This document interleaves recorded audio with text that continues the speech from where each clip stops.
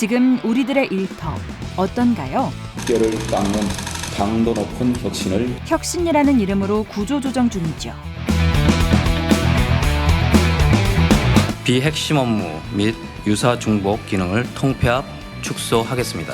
이어서 비효율적인 인력 운영이라고 인원을 조정, 다시 말해 감축합니다. 미래 먹거리 산업의 활성화를 위한 부서가 있다고 칩시다. 이 부서가 핵심 사업일까요? 비핵심 사업일까요? 기재부가 봤을 때 당장의 성과가 보이지 않으니 비핵심 사업으로 분류가 돼요. 그럼 이 부서가 아예 사라지는 거예요. 어차피 인력 운영이 굉장히 타이트하고 보수적으로 되고 있기 때문에 그 인력 자체가 빠진다면 그 직무 자체도 거의 포기하게 되는 그런 상황이 이제 발생을 하게 되는 것이고요. 인원이 가장 많이 준 철도의 경우 필수 안전부서와 관련된 부서가 사라지거나 안전 인원이 축소되면 그 결과는 노동자의 안전과 더 나아가 국민의 생명 안전을 위험에 빠뜨리는 거죠.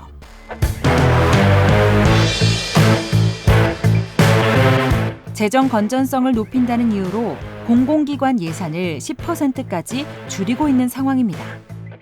돈이 많이 든다는 이유로 컬러 프린터를 못 쓰게 하고 냉난방기도 틀지 못하게 합니다.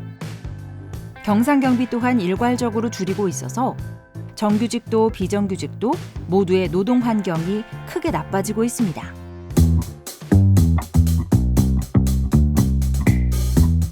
노동자 쥐어짜는 것은 이미 지난 이명박근혜 정부를 거치면서 할 만큼 했죠. 복리후생비가 작년보다 평균 24% 감축되는 등 그런데도 이명박근혜 정부를 벤치마킹하고 있는 윤석열 정부에서 더 이상 짜도 나올 것도 없는 직원들의 복리후생을 더 쥐어짜겠다고 합니다. 오죽할 게 없었으면 기관이 이제 창립 기념일 1년에 딱 한 번 쉬는 그 창립 기념일조차도 평일에 하지 못하게 합니다.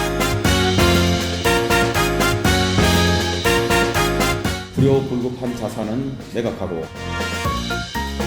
자산 매각과 관련한 이명박 정부 시절 재미난 이야기가 있습니다. 이명박 정부가 한 공공산업 정책에서 실패하죠. 공공연한 정부의 이 정책 실패를 관련 공공기관에 책임을 떠넘깁니다. 책임을 지는 모습을 보여야 하기 때문에 멀쩡한 사옥을 울며 겨자 먹기로 매각합니다. 그리고 나서 일은 해야 하니까 매매한 사옥으로 다시 임대로 들어갑니다. 매매한 대금으로 임대료를 내고 있는데 아마도 조만간에 그것도 바닥이 나겠죠. 공공자산은 날아가고 그 자리에 민간 건물주가 돈을 벌고 있는 거죠.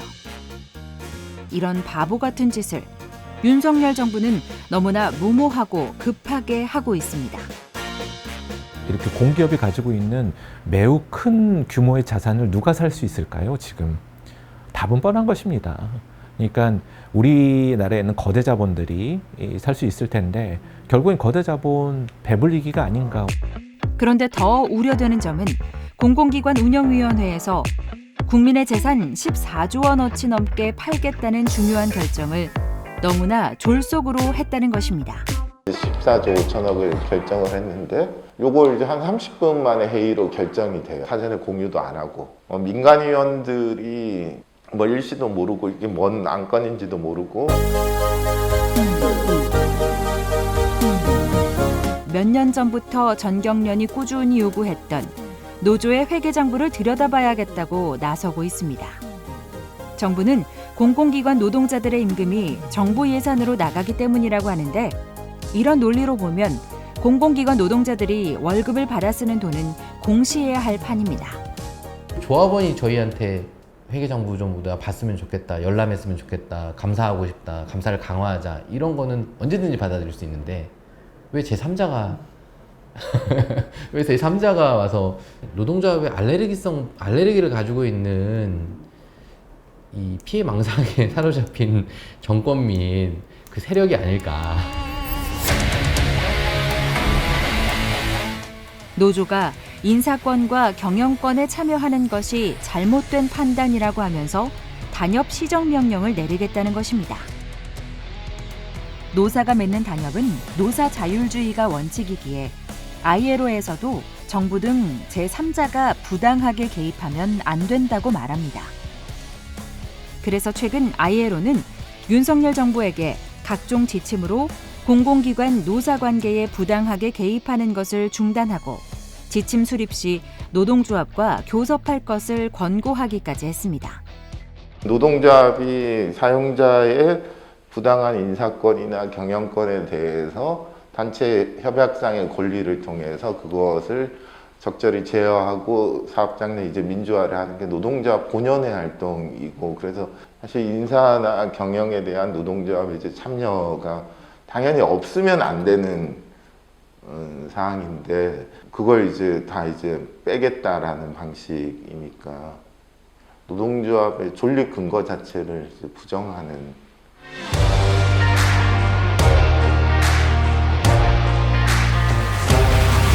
4년 내 대부분의 공공기관 보수를 직무급제로 전환하고 성과급 비중을 늘리기로 했는데요. 노동시장 이중구조를 해소하겠다는 핑계로 호봉제를 없애고 업무와 성과에 따라 월급이 달라지는 직무성과급제를 도입하려고 합니다. 그럼 정말 이중구조가 해소될까요? 하지만 임금격차의 주요 원인이 되는 기관 간 불평등과 비정규직과의 불평등은 그대로 두기 때문에 오히려 임금격차와 불평등은 더욱 깊어질 것입니다.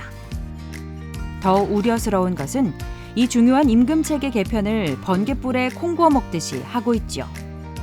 노동시장에 이중구조를 해소를 한다는데 그걸 임금체계 하나로 덜렁 던져놓고 이중체계를 갖다가 해결을 하겠다라고 하면은 답이 없죠. 그거는 말이 안 되는 거고. 그럼 이중구조의 문제는 결국에는 생산구조라든지 경제구조라든지 소득구조라든지 이런 걸 전반적으로 다 보면서 차근차근히 좀 진행을 시켜 나가면서 탄탄하게 가야 될 문제인데, 불공정한 직무평가와 상급자 눈치 보기로 귀결될 업무평가, 동료 간 경쟁을 더 치열하게 유도하는 직무성과급제, 올해 우리 일터에 불어닥친 가장 큰 태풍이죠.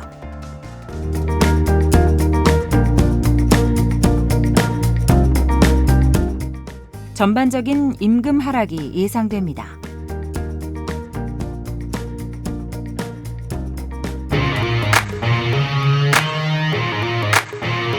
시간이 가면 단계별 임금 인상이 되는 호봉제와 달리 승진하지 않으면 쥐뿔도 없는 직무 성과급제여서 죽어라고 승진 경쟁을 할 수밖에 없죠. 여기에 경쟁으로 인해 노동 강도가 강화돼 몸과 마음이 죽어나는 것은 덤입니다.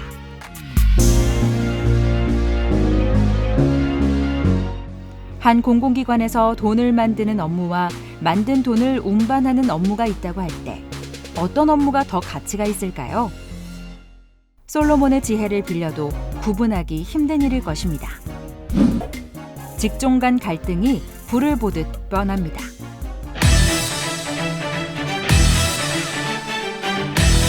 뭐니 해도 노조의 힘은 임금을 집단적으로 결정하는 데서 나오죠. 직무성과급제는 직무 간 가치, 성과에 대한 평가, 이 모든 것을 사측이 주도하게 되는 구조여서 노조가 힘이 없게 됩니다. 기관 특성을 반영하고 노사 합의를 통해서 단계적으로 추진하겠다. 이것이 정부가 직무성과급제를 추진하면서 내세웠던 3가지 원칙입니다. 그러나 현실은 어떤가요? 3가지 원칙을 지키기보다는 경영평가를 앞세워 공공기관의 목을 조르고 있죠. 특히 올해 들어와서 정부가 하는 행태를 보면 이러한 3가지 원칙을 스스로 외면하고 있다라고 이제 저는 판단을 합니다. 단계적으로 도입한다는 이 원칙은 사실은 허언에 가깝다라고 평가를 할 수 있고, 올해 기재부는 직무성과급 도입을 위해서 더더욱 더 거세게 몰아붙일 것이다.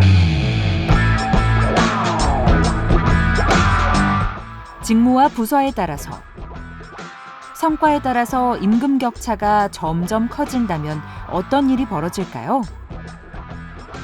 협업은 사라지고 공동체는 파괴될 것입니다. 단기 성과와 이윤 중심으로 기관이 운영되게 되어 공공 서비스의 질은 떨어집니다.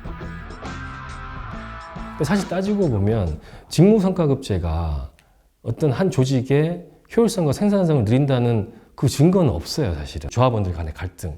오히려 이거는 생산성과 효율성을 떨어뜨릴 거다.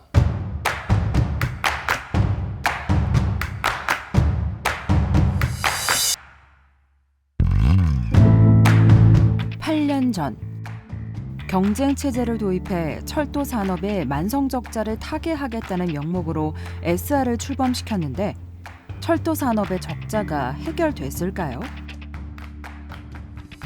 알짜 노선만 운영하는 SR도 철도 분할 민영화를 위해 빚을 내 억지로 SR에 출범했기 때문에 부채 비율이 200%가 넘고 SR 출범 직후부터 철도공사의 부채가 급증했습니다. 이렇게 경쟁 체제로 적자 타개는 대실패로 끝났고 통합 운영해야 중복 비용이 줄어들어 철도 산업의 적자가 줄어들 수 있는데도 정부는 통합은커녕 부실기업 SR에 공적 자금까지 투입해 분리 운영을 지속하려 합니다.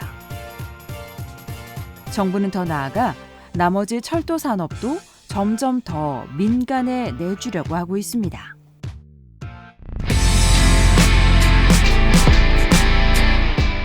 한국전력의 발전 부문 분리안이 확정됐습니다.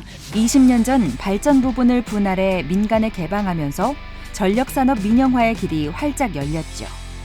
정부는 현재도 재벌 민간 발전사가 40%인데도 민간 발전을 더 확대하고 그동안 민영화되지 않았던 전력 판매와 송전 부문까지 민간에 개방하려고 합니다. 2030년대에는 북극 빙하가 모두 사라질 수 있다는 기후위기로 인해 에너지 전환이 가속화되면서 신재생 에너지의 비중이 커지고 있는데 대부분 재벌과 초국적 자본에 의해서 이루어지고 있고 공공부문은 완전히 소외되어 있습니다.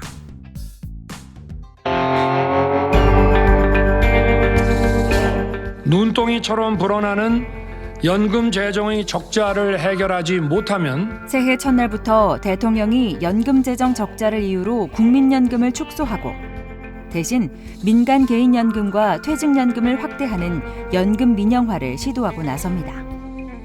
실제로 정부가 국민연금을 흔들자 국민들이 사적 연금으로 대거 몰려갑니다. 국민연금 기금 운용도 정부 마음대로 좌지우지합니다. 가입자 추천 인사들을 전부 빼고 수익률을 핑계로 국민연금 기금 운용에서 가입자를 배제하고 투자 전문가로 교체합니다. 다시금 국민연금이 정권과 재벌의 손아귀에 놀아날 수 있는 상황입니다. 건강보험 급여 기준을 보다 까다롭게 재정 건전화를 빌미로 건강보험의 보장성도 축소하려고 합니다. 정부는 건강보험 보장성이 과도해 과잉 진료가 많다고 이를 축소하고 절감한 재원은 필수 의료에 쓰겠답니다. 그런데 감사원 보고에 의하면 과잉 진료의 문제는 의료 행위를 하면 할수록 수입이 더 많이 생기는 행위별 수가제 문제 때문이고 필수 의료가 안 되는 것은 병원이 돈이 안 되기 때문에 외면하고 있어서라고 합니다. 보장성 축소로 해결되는 문제가 아니고 행위별 수가제 문제를 개선하고 필수 의료를 위해 공공의료를 확대해야 하는 것이죠.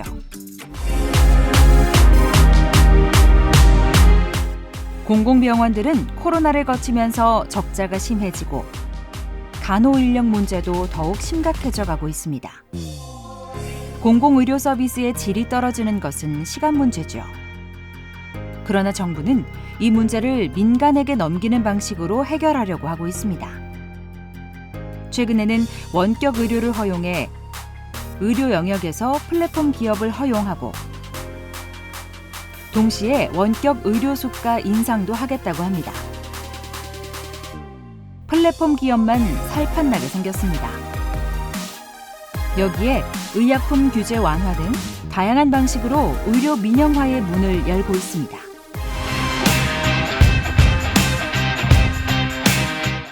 정부는 국제금융기관들의 역할을 축소하려고 합니다. 정책금융 역할 재정립이라는 국정과제를 명분으로 국책은행의 우량여신을 민간에 이관하는 계획 수립이 추진됐습니다. 국책은행 알짜 거래처를 시중에 넘기는 또 다른 방식의 민영화입니다. 국책금융기관들의 역할을 축소하고 재벌들의 금융산업 진출에 길을 열어주는 것이죠.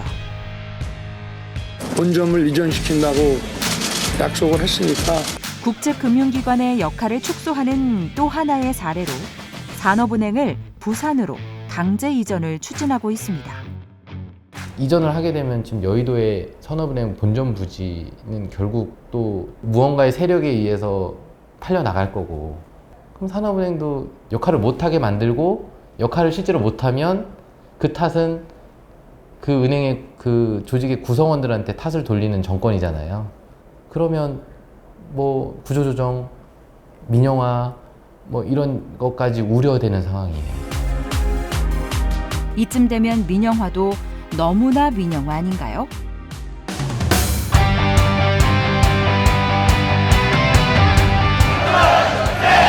우리에게는 함께 싸워온 경험이 있죠.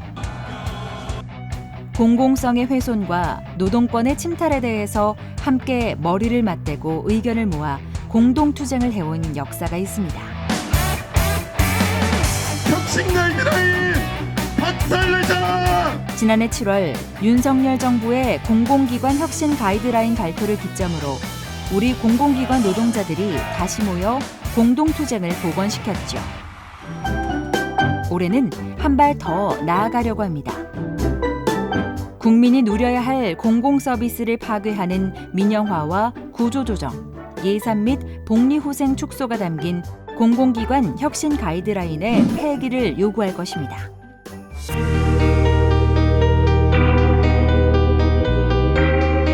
이론적으로는 아무도 합의하지 않으면 직무성과급제는 막아낼 수 있습니다. 아무도 합의하지 않기 때문에 경영평가에 불이익도 없겠죠. 그런데 합의하지 않겠다고 각자 뿔뿔이 흩어져서 버틴다면 과연 얼마나 버틸 수 있을까요? 각자 싸우면 모두가 패배합니다.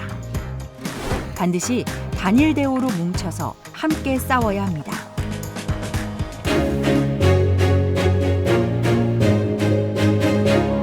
공공노동자의 노동기본권을 심각하게 침해하는 노동계약을 일방적으로 시도할 경우 법적 대응뿐 아니라 강력한 저지 투쟁을 할 것입니다.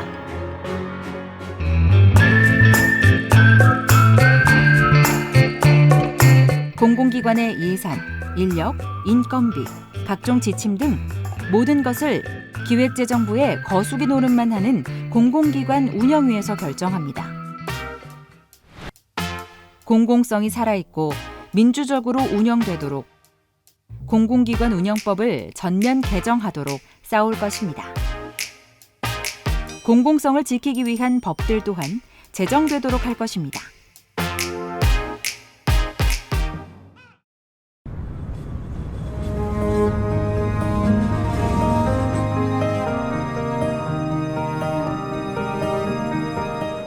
아침에 일어나 편하게 씻고 편하게 먹고 전철이나 버스를 타고 깨끗이 청소된 사무실에서 일을 하고 회사 구내식당에서 보다 싼 점심을 먹고 입원하신 부모님을 병원에 가서 찾아뵙고 생각보다 적은 병원비에 안도하고 월말이라 주택대출금 이자를 정리합니다.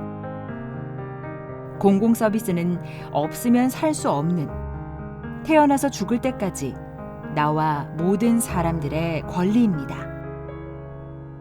그리고 그 권리는 모든 사람에게 평등하게 제공되어야 하죠. 지금 윤석열 정부가 그것을 망가뜨리려 합니다. 이것을 막아낼 사람, 막아낼 세력, 바로 우리 공공노동자와 노동조합입니다. 더 많은 단결로, 두려움 없는 마음으로 죽어가는 공공성을 되살리는 투쟁에 나섭시다.